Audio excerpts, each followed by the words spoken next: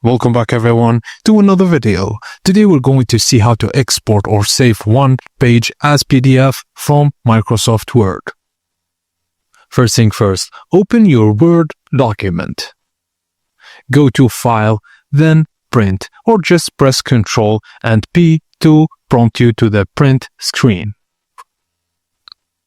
In the printer drop-down menu, select Save as PDF or Microsoft Print to PDF. In the Settings or Pages section, choose Custom Range instead of All and type the specific page number that you want to export. Now click Print or Save, and when prompted, enter a file name and choose a save location and hit Save. Your selected page will now be saved as a separate PDF file.